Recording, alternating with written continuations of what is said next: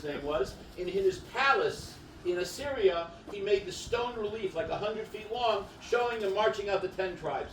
Now the British were great about stealing everything, so when they went to the Far East in the 1880s and 1890s, they took the stone relief off the walls and they shipped it to the British Museum. And I'm standing there and I'm seeing the march of the Jews 2,700 years ago that the Assyrians marched out and we lost the 10 tribes. We don't know what happened to them. Basically assimilated all throughout the world. Then we had a little problem called the Greeks.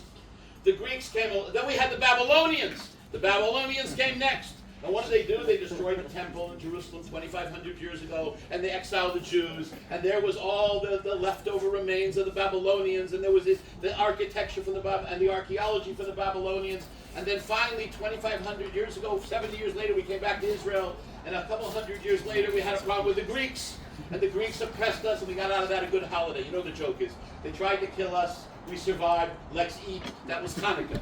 So we had the story at 165 BC with the Greeks, and they tried to destroy us, and they failed, and nothing really worked too well. Then we finished off with the Greeks. Then we had the Romans. And in the year 70, the Romans came, and they tried to destroy us. And they were a gigantic empire. And what happened to the Romans? There's a lot of Roman stuff left over there in the British Museum. And this has gone out through history after one generation and another. And there I am, standing there with my yarmulke and my beard and my tzitzis, a simple yeshiva student, a simple chassid, and I'm looking at the remains of the Hittites and of the Assyrians and the Babylonians and the Greeks and the Romans and every one of those empires that wanted to destroy us. And where are they? They're in the British Museum. We, the Jewish people, are strong and alive in this Am Yisrael Chai. We should be proud of ourselves as Jews. We have a phenomenal legacy.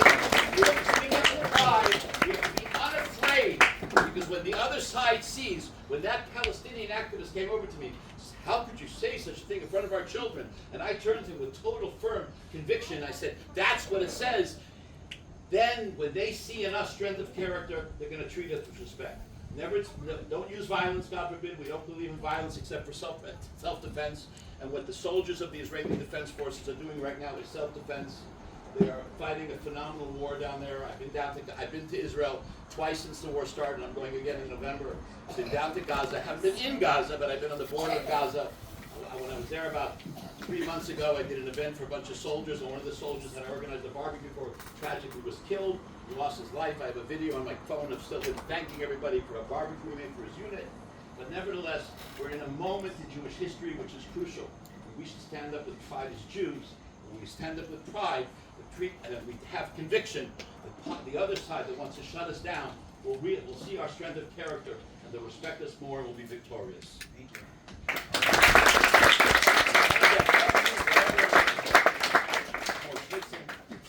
Anyway, I don't know if anybody has.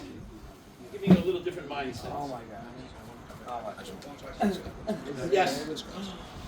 I'd like to thank you for coming, Rabbi Eliezer. And I agree with just about almost everything you said, 99% of the things. In the beginning... It's always good that 1% he doesn't agree. That's a good sign.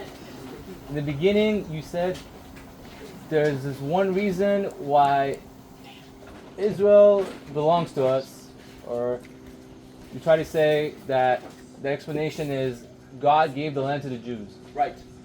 And I find that to be an illegitimate reason. Why? And it's an incorrect, it may be so, but it's an incorrect reason for the fact that it backfires later on, because that's our religion. That's in our book. But the world doesn't follow that.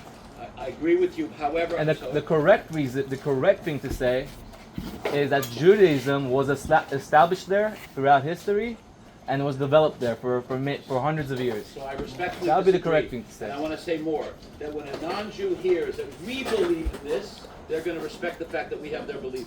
The fact that we started there is only because God gave us the land of Israel.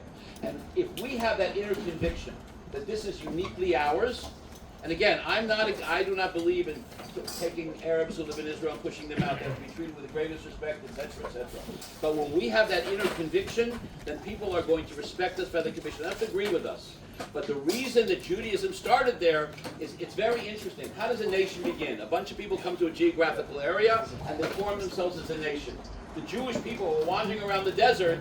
for 40 years because they didn't have ways, and then they came to the land and established themselves there. It was the opposite of every other nation in history. And the reason was because this was a divine gift. And when we have that sense that there's something unique about our destiny, spiritually, and the land of Israel, that we see it differently. Did Judaism begin there? Yes. But it only began there because God gave the land of Israel to the Jewish people. So we respectfully disagree. It just sounds ridiculous when you I talk. don't think it's ridiculous. When you tell non-Jews this. I think they will respect. If we can respect, look how people respect the religious beliefs of. Interesting thing. When communism came in Russia in the 1920s, they oppressed all religious expression except for the Muslims because they were afraid that they would rise up against them. And today, everybody is respectful for what Muslim beliefs are, but they can also respect that we have beliefs. Yes. What? They joke about this. The war can only end. People are going to one way. respect It us has if to we be use this total reason. victory. Yeah. They're joking about this Hamas throughout the is entire. almost at the very end. It's been web. 90% destroyed. Yeah. Throughout the entire It has to all be social unable media. to function in any way, shape, or form. It's the only way there has to be victory. And if there's going to be a total victory, then they're not going to come back. It's only What gonna end happens afterwards with Gaza, I don't have a solution yet for that. It's It's a not complicated legitimate problem. reason. But Hamas has to be eradicated. And you know who's going to be free from Someone else anybody else? who has another God can say that my God gave me this land. Many of them My God voted gave me for this the Hamas whole to have world. an election, and many of them are not so happy with what Hamas did to them. But unless there's a total victory over The Hamas, correct we're thing to wasting say our time. is Yes. people have been. At the end of your discussion, you used the word pride for being. What? You 'Cause you used the can't word use- pride or having pride for being Jewish. Right. And I definitely see that we should have like a conviction of positivity for our identity and unique responsibility.